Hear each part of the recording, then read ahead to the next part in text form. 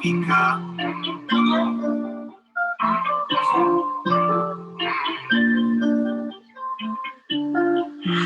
is uncut.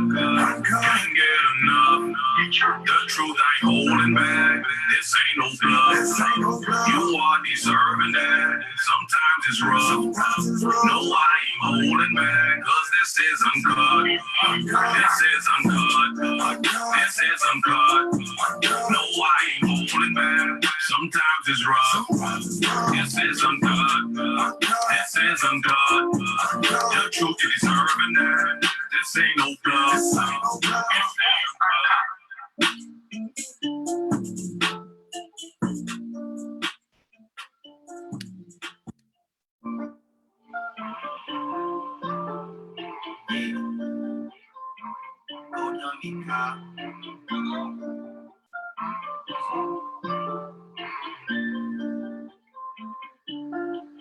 This is uncut. Can't get enough. The truth ain't holding back. This ain't no bluff. You are deserving that. Sometimes it's rough. No, I ain't holding back. Cause this is uncut. This is uncut. This is uncut.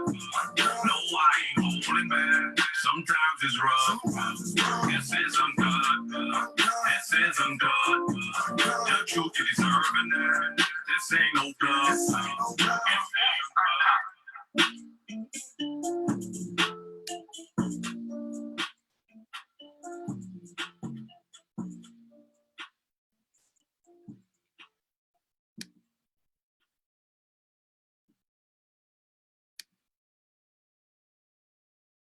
Happy Saturday, everyone, and welcome to Uncut.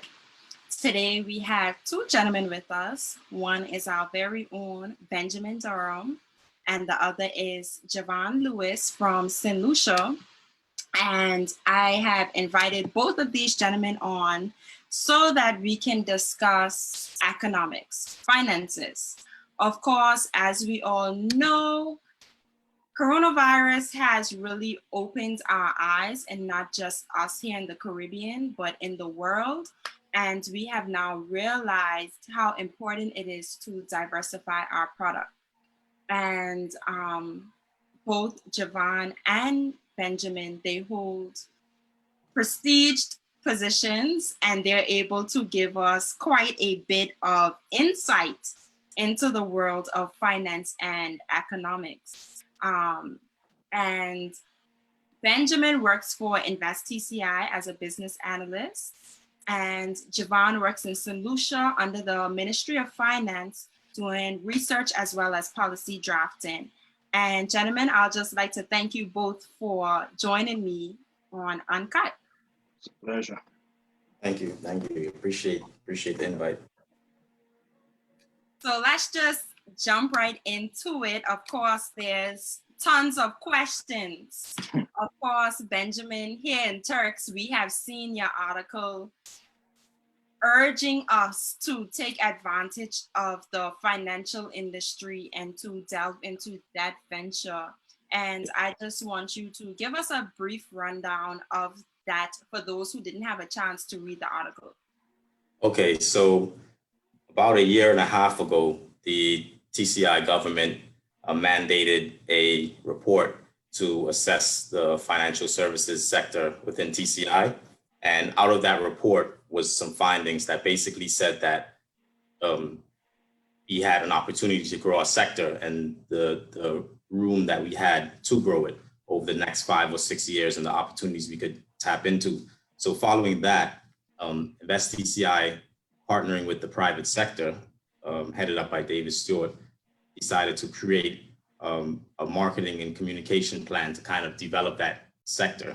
And I came home last August, and it just so happened that the timing was perfect because I was able to get an opportunity to join InvestTCI as its financial services promotion manager, kind of leading the charge from InvestTCI's perspective to grow the financial services sector. So the articles are tied to that. There are 10 articles that will be published every 2 weeks, just giving different insights into financial services, what it is, and just to kind of enlighten Turks and Caicos Islanders as to what it actually is, you know, because it's a word, but it could mean a lot of things to a lot of different people. So, you know, I'm just trying to break it down. So when the time comes for us to capitalize on it, where, you know, we have our head in the right place and we can do that. Thank you so much for that. And I feel as if it's very important for us to bring our Caribbean brothers and sisters in on the conversation, because many of them may have tried to go down the path which we're currently trying to go down. Many of them have probably had success stories. Many of them probably had obstacles in their way, and it is all a learning curve. And it is better for us to learn from our brothers and sisters than to have to fall down on the same mistakes that they made. So, Javan, my question to you is St. Lucia similar to Turks and Caicos in the way that our primary and probably on a large base sole product is tourism? Definitely, I think that's the case over the entire region right now. St. Lucia's main economic contributor to is GDP, indirectly up to 60% contribution to the GDP of St. Lucia is from the tourism sector. Directly, it's approximately about 30%, and that is a lot in terms of governments receiving revenue through taxes. Now we could see, as a result of COVID-19, it was such a huge impact that flights were down and we had no visitors, and government's revenue fell by approximately 50%, or even more than that. So it's a huge sector, main contributor to St. Lucia's economy. And not only St. Lucia, we have St. Vincent and the Grenadines, according to the World Bank, 26% of the economy contribution from tourism, and also Antigua with 74%. So I think just the make of the Caribbean region, I think God intended for the Caribbean region to give tourism to the entire world. So yeah, I would say that we are all in the same boat. So that's the situation right now. Okay, and I'm so glad that you mentioned that is the case for the entire Caribbean. So actually, before I delve into that question, I have one quick question, because what I was just about to ask you, of course, we both went to UE, so we know UE preaches. That's right. One Caribbean and CARICOM right. And That's all right. these different things. And what I was about to ask you, but I'll hold on to that for a little bit. But what I was about to ask was, do you think that selling the Caribbean as one product instead of each individual country trying to push their individual product will be better? But hold on to that thought for 1 minute. I'll remind you about that. Sure. What is the other industry that, if there is one, that St. Lucia is now looking to get into? Because of course, Benjamin's opinion here, and I really value Benjamin's opinion because of course he is well versed in that field as Right. well as you. What do you think St. Lucia's next industry should be? Well, just like Benjamin, I'm sure, I think the entire region should be looking into the financial services industry as a growth driver. It helps not only not just the private sector in general, but mainly small and medium-sized enterprises. Also, the informal businesses. You could have so many jobs being created by these. They also create a safety network, and that will ultimately play its role in reducing poverty in the region.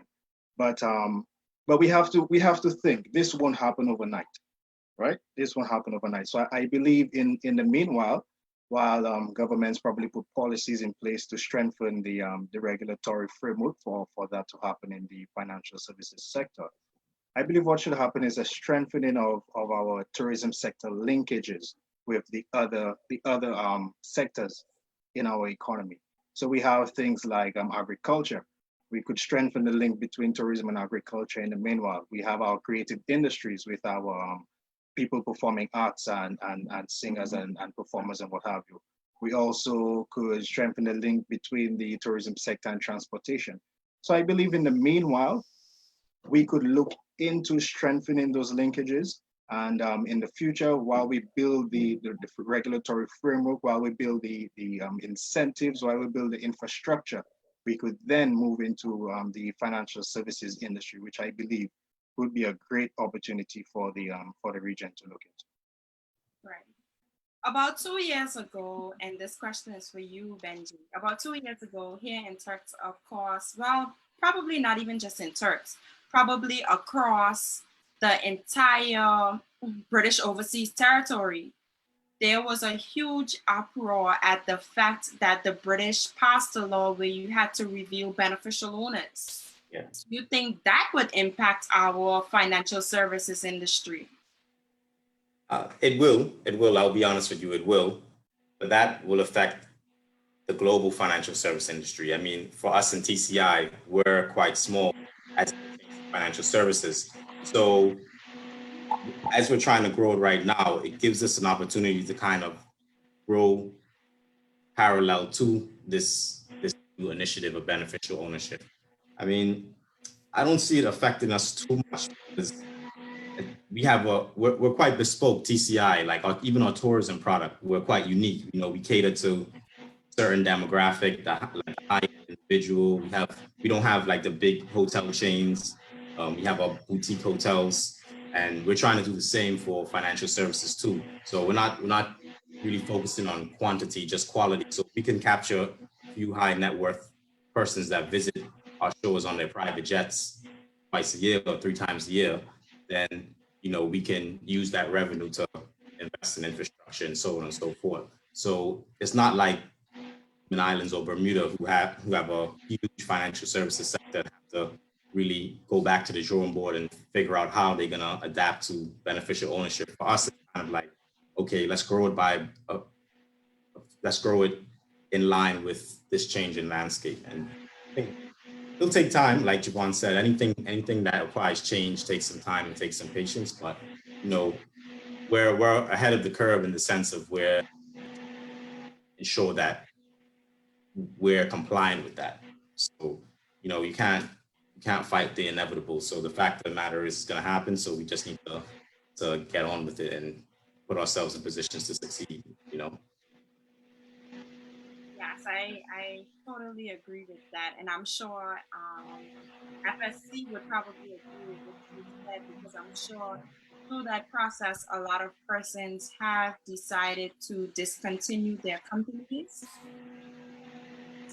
So that would be what FSC figures on that are, if they haven't already released that. So that would be an interesting discovery to know how many persons actually kept their companies and how many closed it since that law was implemented. Well, it isn't implemented until 2023. So right now we don't have to do anything. We just have to put in the groundwork to facilitate it. So we still got a few years before it's a public register where anyone can look and see who owns this company, who owns that company. So we got a few years still. Right.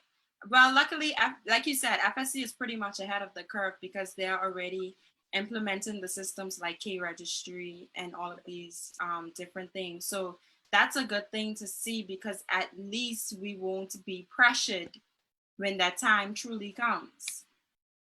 So back to the previous question, Benji and Javan, you both can chime in on this. The question about selling the Caribbean. And when I say that, it's not only in terms of our tourism product. Obviously, from what Javan just said, the financial industry isn't something that just Turks Islanders are thinking about getting into. So my question is it better for us to market as one entire Caribbean and sell one big product? Or is it better for us to stand alone and push it? Because CARICOM and a lot of other unity associations were started on the grounds that they were trying to provide unity within the Caribbean. So let's just hear your inputs and chimes on that. And I guess Benji, you can go first, or Javan, whoever. All right, I'll go first. I mean, that's a big question. Will, but I believe we should unite. Obviously, we're a region, we're one people. However, from the tourism standpoint, I don't think we should. The only reason why is because as countries, we're all on different playing fields. We're all in different times in our country's lifespan. So it will be difficult to try bring it all together. Like Turks and Caicos' tourism product is one of a kind, as opposed to, say, another country, Jamaica or Trinidad. We're quite unique in that sense. People visit the islands for different things, so trying to merge it all together can lose out on the uniqueness or the selling point of what makes Turks and Caicos, or what makes Jamaica, or what makes Trinidad, or et cetera. So from the tourism standpoint, I wouldn't necessarily recommend us coming together as one region. However, from an economic standpoint, I would advocate for that, in terms of industries, and like Javan alluded to, agriculture, foods. As you know, right now in TCI, we import everything from the States.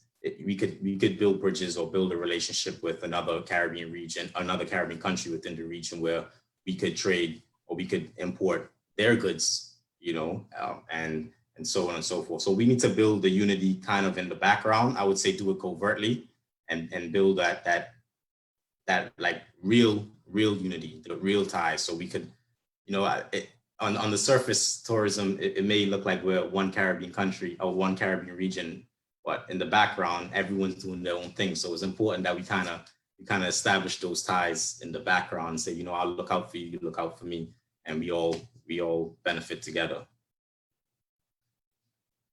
Okay, and Javan? Well, for me, I can't see the Caribbean going as one with the tourism sector. But the same way we are speaking in terms of diversifying our economies, we could have this one Caribbean product diversified with the different countries and what it is that they offer, because we all offer something different, something unique. So I believe on that front, it can happen, and I believe it will be a good thing for the region. And like you said, sometimes the countries go on their own and do their own thing, and that is detrimental to not only the tourism product, but also our governments and the incentives that they offer. I remember sometime last year we were visited by the IMF team, and a big thing was the incentives that the governments give to these investors in the tourism industry. So what would happen is that they would try their best to attract the foreign direct investment. And let's say they approach one investor and say, hey, this is the incentives that we can offer. That investor now would turn around and tell them, but hey, Turks is offering me something better. So, so it's like there's that competition in the incentives that can be given to these investors. So I believe a common front in terms of tourism incentives and tourism strategy to a certain extent could really be beneficial to our countries. Okay, I think we value both point of views. I think, honestly speaking, that UE has really drilled the unity, unity into us. And I agree with Javan. I feel as if Turks, and I also agree with Benjamin. So I see it from different point of views. Benjamin, I feel as if Turks is truly one of a kind as well. The product that we offer is high end, and that's not only for tourism, that is also for living here. That's our standard. Yeah, that's our standard across the board. Right. It is our standard. Compromise that. You don't want to compromise that whatsoever. Right. So we don't have to lower our standards in order to become one with the other Caribbean countries. But in terms of incentives and stuff like that, having stiff incentives or incentives that are on par with our Caribbean neighbors will deter persons from trying to take advantage of our government. So I agree in that aspect with Javan, but I totally agree. We are one of a kind here. Actually, when I was off to school in Barbados, I was staying in a 2-bedroom. And of course, the difference is US dollars and Bajan dollars. So US dollars is 1 and Bajan dollars are 2. and I had a 2-bedroom for $700, everything included except power. My power bill was like 50 US. So 700 US was my rent, which included water, internet, everything. And I had washer dryer. So for a student apartment, it was really nice. And my Bayesian colleagues, even not Bayesian, just Caribbean friends, including Javan, used to always claim that I had money because I was staying in this apartment, and I had to explain to a lot of them that, hey, look, in Turks, I can't even find a 1-bedroom for this price. This is a deal. So slight flex, but okay, go on. No, it was really a deal coming from a Caribbean country, coming from Turks, where you cannot afford, well, not afford, but you cannot find an apartment for less than $1,000 a bedroom. And that's with nothing included, by the way. So it was actually a deal, and the intention was to have the extra bedroom for my family when they come over. So I had very good reasons for having 2 bedrooms. Yes. And let's just delve into rejuvenating industries in both countries.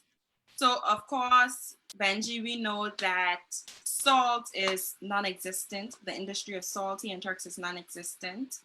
We also know that fishing and all of these other industries, although they are here, they're not thriving as much as they used to, probably because we don't export as much. So do you think in the meantime that those are industries that we should look at rejuvenating while we wait for the finance to take off? Well, if we should rejuvenate, of course, Turks and Caicos fishing, that goes hand in hand with who we are and our people and our foods and stuff like that. But in terms of us waiting, no, we can do it simultaneously. Say from the fishing standpoint, I think all it takes is more so a proactive approach to how the current state of the industry and how it's evolved since, say, back in the 70s or 80s, where you just had the fishermen go out, come in and just sell locally. It's a global marketplace now, so we have to look at export, and that's a must. Also, we also have to bring the product of fishing to the front doors of the people in Turks and Caicos. So, for example, it shouldn't be a case where we go to the supermarkets and purchase fish. Something as simple as the direct to consumer. So if there's like a mini shopping center or a little shopping village or expo, like every Saturday, where the fishermen bring their fish, conch, lobster out on display, and persons can go directly to them and negotiate and bargain their prices, bargain for a good deal, and even have them make it right there.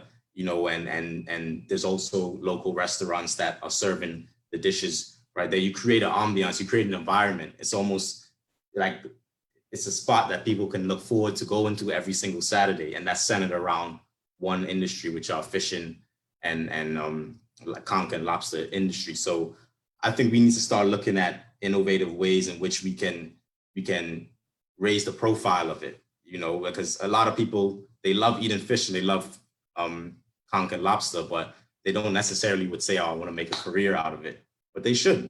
Be proud of that. That's our heritage. Embrace that. So it's just a matter of tailoring it so that it's attractive, and general public will be able to go to these areas and spend their money and so on and so forth. So I think it's just a matter of getting it right in terms of how it looks in 2020. I think that's an awesome idea. Javan, can you just chime in a little bit on that in terms of St. Lucia? Of course. Well, before tourism, we had a very booming banana industry. Our banana exports were the main driving economic driver in our country. It used to be called green gold. We exported green bananas and ripe bananas. But ever since I think it was the International Trade Agreement, we lost that preferential treatment from the UK, which was our main market. The banana industry took a dive. Right now, I think we did some preliminary research, and the average farmer is about 60 years old. And the main competitive advantage that the competition has over, I would say, almost all of our Caribbean islands is the technological advantage. These persons would grow the crop and probably would step a foot once a week on the farm, because they have the machinery, they have the different technology that would give them that edge, that cutting edge over the islands of the Caribbean. So I believe that investment in the infrastructure, investment in technology would be a great way to rejuvenate these sectors. Even like you spoke about the fisheries sector, I believe that the equipment that the fisher folk would use can be actually upgraded, and that would give them some sense of greater efficiency and greater productivity to allow them to get more for their dollar, to allow them to compete on the stage of exporting to other countries. So I believe that through investment, through sensitization for the generations coming right now, most, like you said, most people would enjoy the fish, most people would enjoy the bananas, but they wouldn't think about making a living out of it.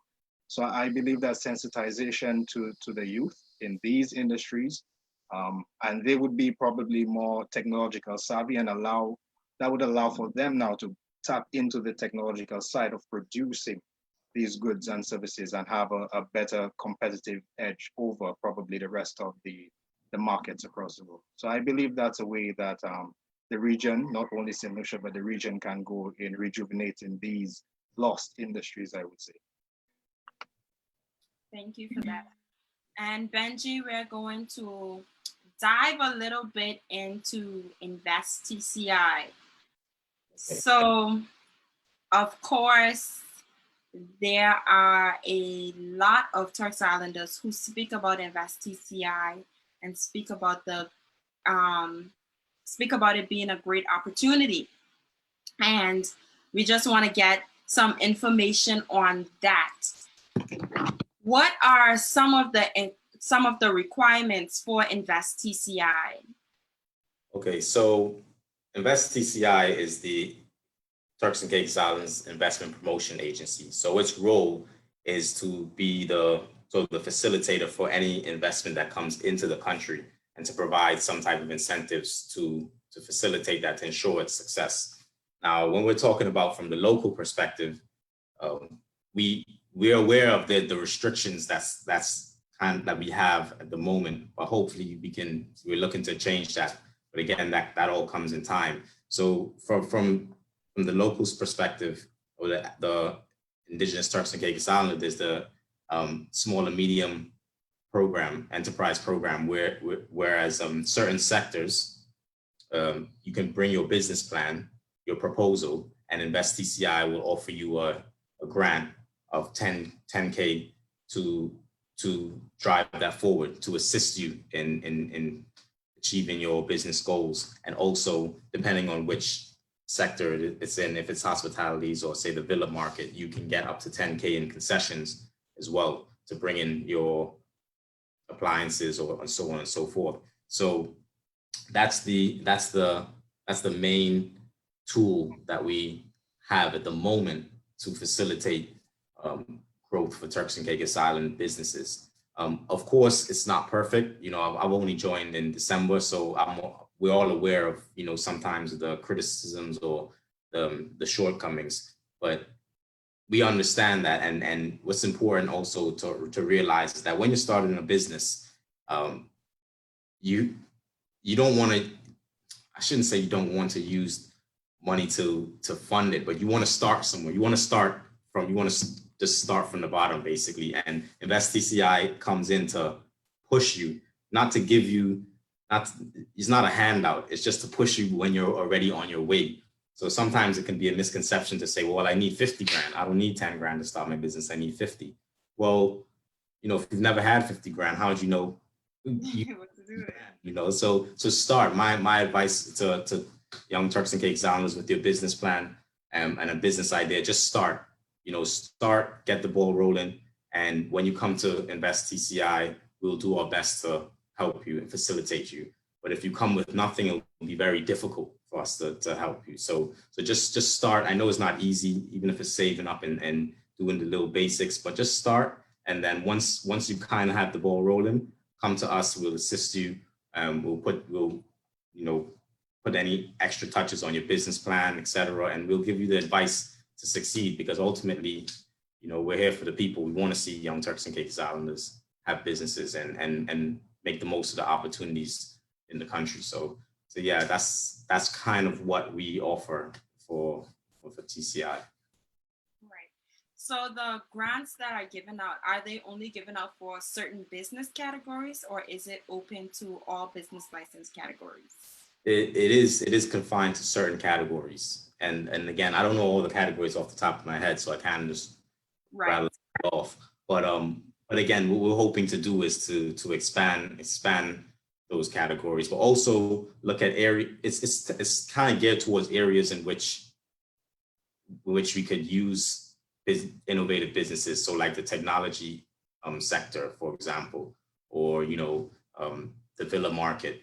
You can see that's a huge sector that's growing, and we want Turks and Caicos Islanders to get into that. Also, agriculture as well. That's one of the sectors, because that's the area of growth that we aspire to be a part of. So it's certain sectors, and again, you can always pop into the office, even if you see myself or my colleagues out and about. Just have a conversation with us. We'll give you a card, and the main person that drives it up is Alexa. And it's important to know that with the SME program, she's one person. So it's not like the entire agency focuses on that. So shout out to Alexa, because she does a great job.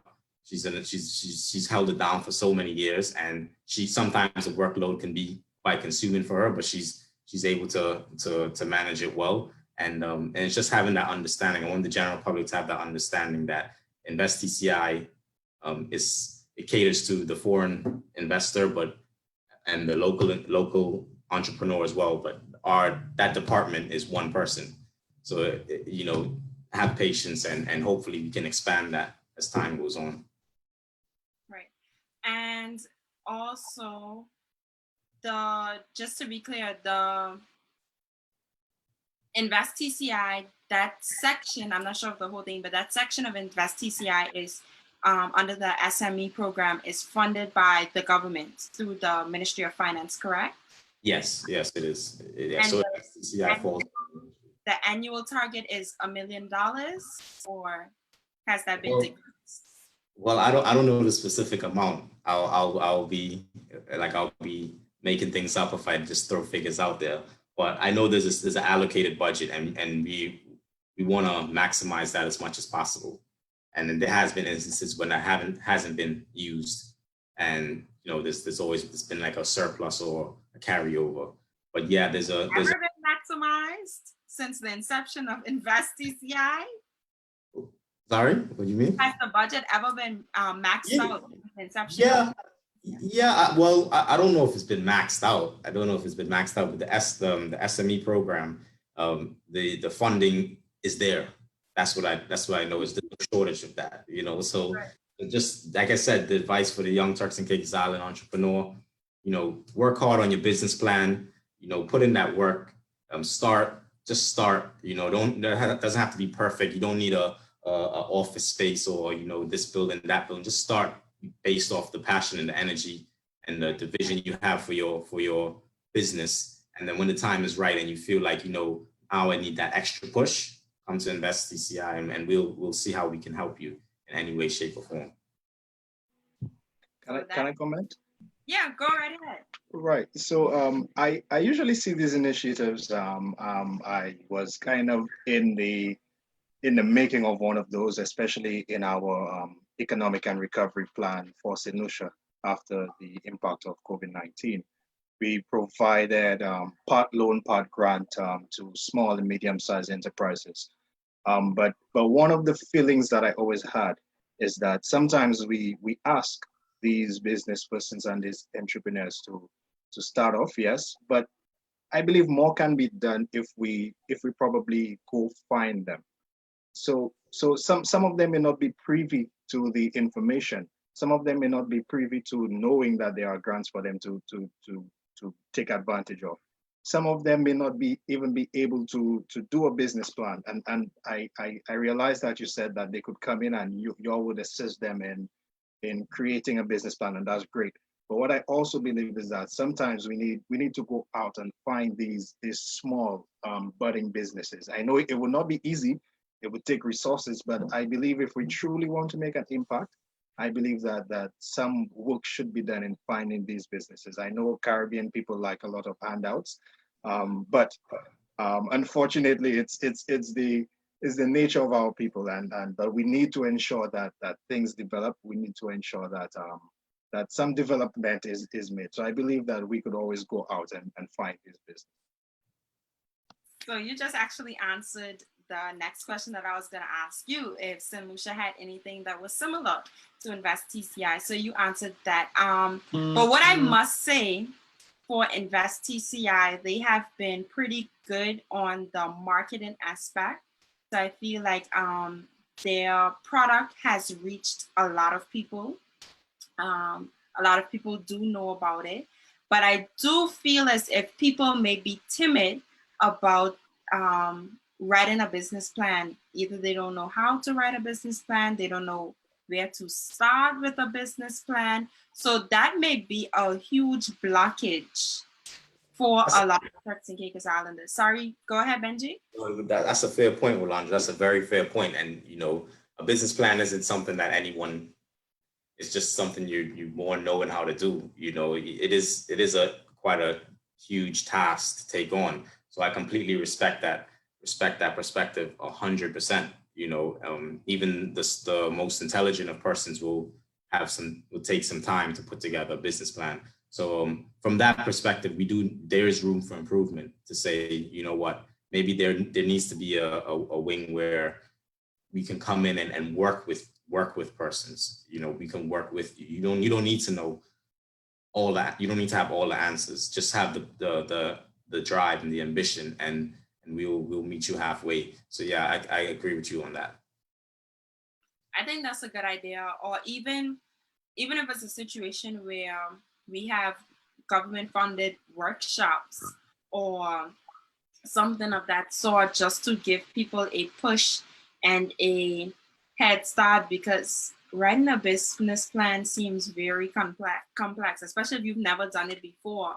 Yeah, definitely. I agree with you. And sometimes a business plan isn't a prerequisite to a successful business. You know, not just because you may not write the best business plan doesn't mean you're not capable of running a great business. Yeah. So I completely agree with you. There should be more focus on that side of things of kind of ensuring our people are able to fulfill that sort of checkbox, so to speak. Right. And what about in St. Lucia with the plan that the government came up with in terms of SMEs? Do they help with writing business plans or anything of that sort? Yes, they do. The St. Lucia Development Bank, the driving force of that initiative. We also have a SEDU department, Small Enterprises Development Unit, where they take these business people and like he said, step by step, allow them to grow into building a business plan, running the business successfully. So that is in place together with that program.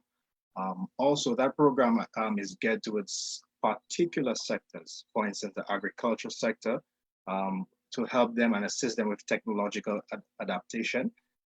Also, any other sector that is geared towards really advancing the technological side of the business. That is the main aspect of it. And I think we could see that with the impact of COVID. Everyone was at home.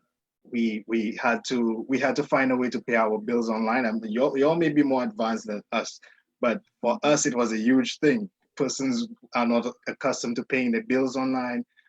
They would probably have to shop online, make an order and have it delivered. So these technological advancements, I believe that post-COVID, this is the main thing that we should be focused on.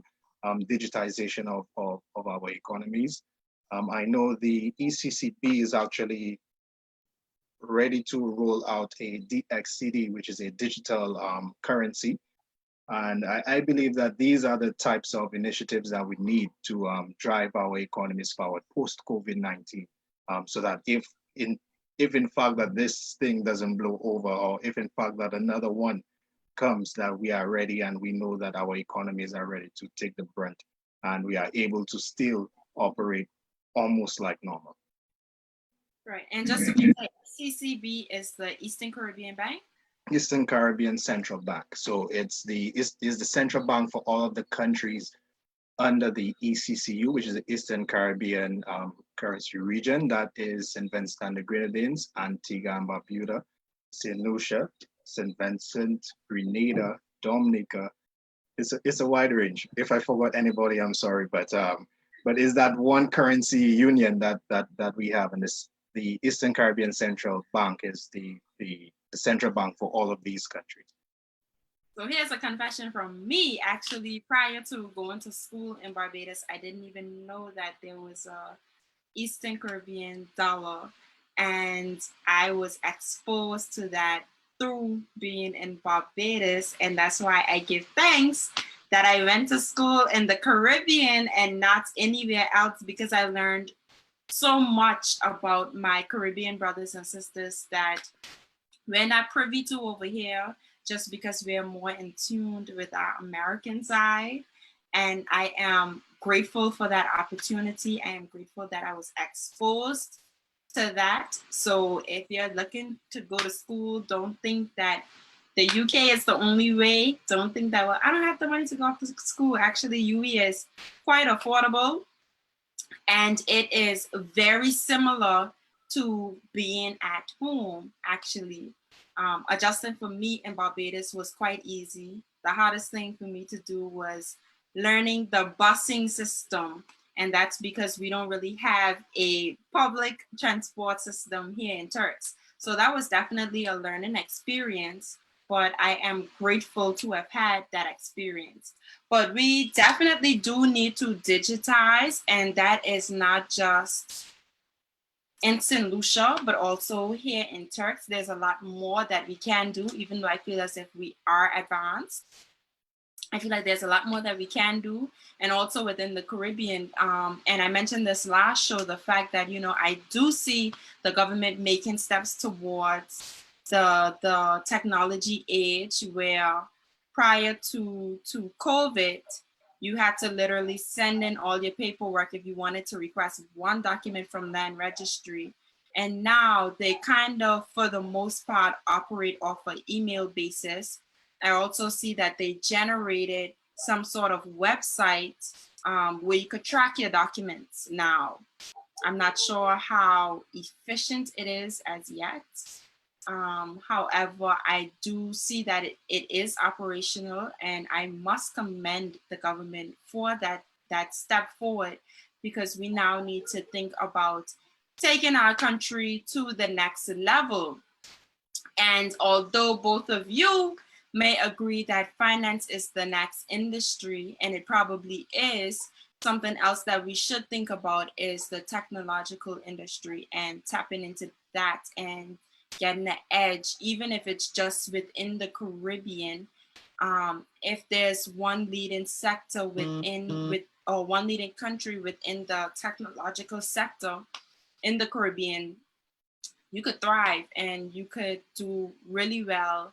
And I feel as if slowly but surely we'll get there. And I would like to thank both of you for coming on Uncut and giving us your point of views and opening our eyes. And Benji, it is always good to have you. And of course, we will have you on Uncut again. And Thank you. Javan, it is great to always have our Caribbean brother here, so that My we pleasure. can see what you're doing in your home country and tap into that a little bit, because there's nothing like sharing information. Sharing information truly takes us far, and it puts us on another level, and it opens our minds. And that's why it's important to stay in tune with what is happening in the Caribbean. It's very important for us to not only tune into world news, because world news mainly covers the UK and the US and China, the major countries, but we also need to pay attention to our brothers and sisters because we can learn so much from them. So let's not make the same mistakes as many of our Caribbean neighbors have. And let's try to learn and let's try to work together to make this Caribbean a better nation. And of course, make Turks a better place. So thank you all for tuning in. And just an announcement for you guys. We have officially launched the Uncut website. So Uncut can now be viewed via uncut649.com. So that's uncut649.com. You also have the opportunity to be a sponsor on Uncut, where your logo will get advertised and there will be great advertisements going on your behalf. And there's also a section where if you don't have a business and you don't care to be advertised, you can also donate so that Uncut can reach to another level so that we can continue our promotions so that we can reach as many people as possible, because it is very important for our youth to be involved, but not just involved. It's very important for our youth to be informed so that we can make informed and wise decisions. So guys, go ahead and head over to uncut649.com so that you can see what we have to offer. And I'll see you next week. Thank you so much.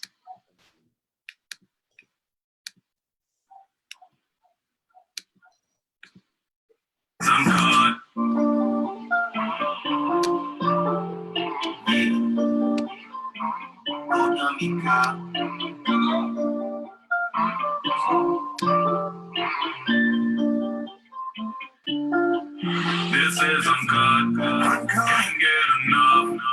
The truth ain't holding back. This ain't no bluff. You are deserving that. Sometimes it's rough.